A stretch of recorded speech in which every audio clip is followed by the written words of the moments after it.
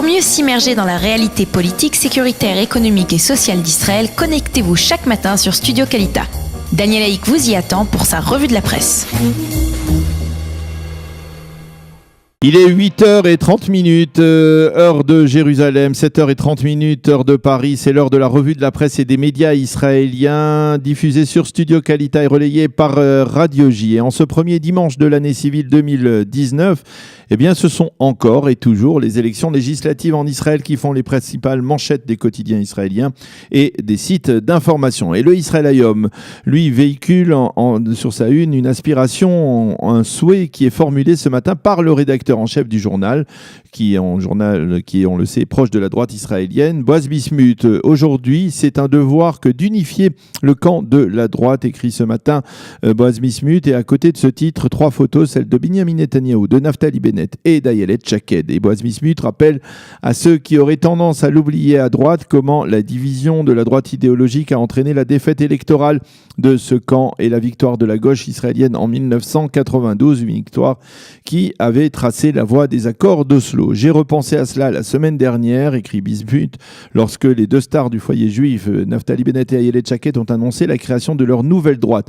Face à un bloc de gauche qui est plus préoccupé par l'archéologie que par l'idéologie, il est indispensable que le bloc de droite soit uni et il faut donc que la droite traditionnelle s'unisse avec la nouvelle droite, écrit Boaz Bismuth. Même si Binyamin Netanyahou, Naftali Bennett et Ayelet Shaked ne parviennent pas à s'unir, alors au moins qu'ils adhèrent au 11e commandement politique dicté en son temps par le président américain Ronald Reagan et qui consiste à ne pas critiquer un membre de la même famille idéologique. Voilà donc pour le message très clair qui pourrait avoir également été rédigé de la main du puissant mania juif américain Sheldon Adelson, le propriétaire de Israël Hayom, dont on dit qu'il se rapproche nettement ces dernières semaines de Naftali Bennett et d'Ayelet Shaked. Face à cet appel à l'unité de la droite lancé par Boaz Bismuth, le Yediot Ahronoth lui révèle en manchette que des responsables du Likoud préparent un dossier Benny Gantz afin de discréditer le candidat silencieux qui n'a pas encore fait la moindre déclaration politique près de 2 semaines après le lancement de la campagne électorale. Il faut souligner que durant le week-end, le ministre du Logement et le nouveau transfuge au Likoud, Yoav Gallant, a pour la première fois émis de très vives critiques envers Benny Gantz. Ceux qui se taisent, c'est avant tout parce qu'ils n'ont rien à dire, a affirmé Gallant avant de préciser, je cite, que des milliers d'officiers de Tsahal savent pertinemment pourquoi Gantz se tait. Réaction de l'entourage de Benny Gantz, il est temps d'instaurer un nouveau dialogue. Un responsable du Likoud, lui, croit savoir ce que le général Gantz aurait commis une bévue durant l'opération Bordure Protectrice en 2014 alors qu'il était dans le bunker de l'état-major de Tsahal, mais on ne sait pas exactement de quoi il s'agit. Et puis alors que l'on parlait d'une union entre le parti de Benny Gantz et celui de Moshe Ya'alon, lui aussi ex-chef d'état-major, le Maariv lui révèle ce matin que Moshe Ya'alon serait plutôt en pourparlers avec le parti de Yesh Atid de Yair Lapid. Le journal ne dit pas comment Ya'alon, qui a des positions très à droite, pourrait œuvrer dans un parti plutôt centriste comme celui de Lapid, mais en tout cas c'est apparemment un dernier développement qui semble se profiler. Quant à Binyamin Netanyahou lui-même, il a publié hier soir sur son compte Facebook une vidéo dans laquelle il compare l'éventualité d'une audience juridique avant les élections à celle de l'amputation de la main d'un innocent. De la même manière que l'on ne pourra pas rendre la main à cet innocent si son innocence est prouvée, eh bien on ne pourra pas renouveler les élections si finalement, après cette audience, je suis innocenté, a expliqué Binyamin Netanyahou. Et à la suite de cette vidéo, Ben Dror Yemini a réagi dans le Yediot Ahronoth. Il affirme que Binyamin Netanyahou est en train de jouer avec le feu et de rappeler la célèbre phrase de Louis XIV, « L'État, c'est moi ».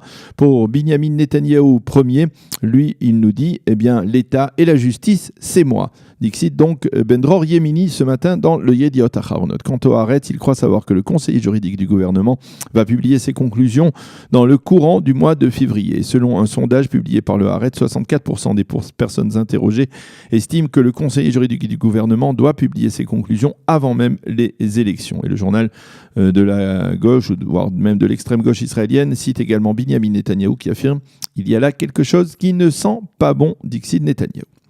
Le Israël Hayom, lui, souligne enfin qu'en fin de semaine, l'ancien président de la Cour suprême, le juge Aaron Barak, s'en est pris à l'approche conservatrice de l'actuel gouvernement, s'adressant aux juges dans une réunion publique. Il a déclaré « Si vous, les juges, ne défendez pas la démocratie, elle ne vous défendra pas.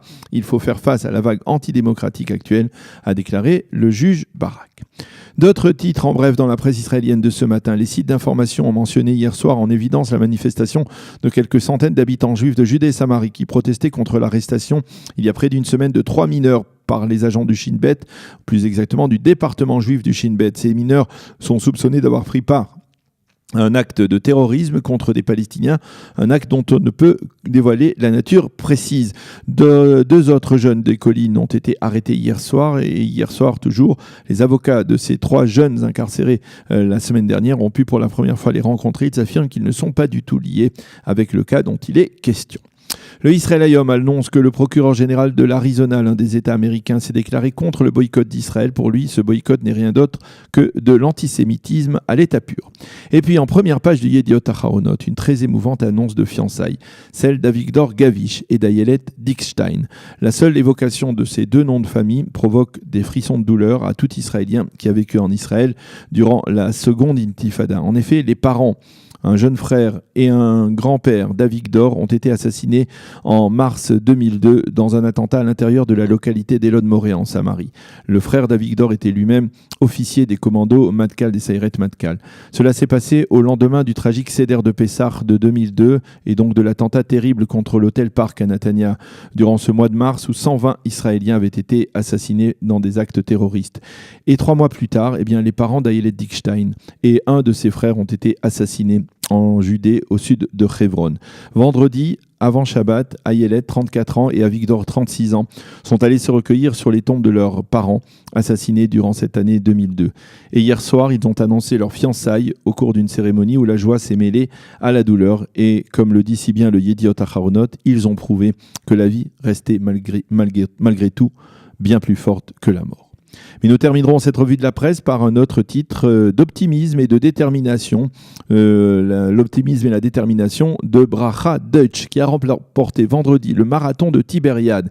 Il y a quelques semaines, elle avait remporté déjà le titre de championne d'Israël du semi-marathon. Sa particularité, elle a 29 ans, elle est mère de 5 enfants et elle est orthodoxe, rarédite. Elle couvre ses cheveux et court en jupe. C'est incroyable mais vrai. Elle est donc désormais la lauréate du dernier marathon de Tibériade, et les quotidiens applaudissent cet exploit de cette championne pas comme les autres qui espère être la première femme orthodoxe à participer aux prochains Jeux olympiques. Voilà donc pour cette revue de la presse et des médias israéliens de ce matin.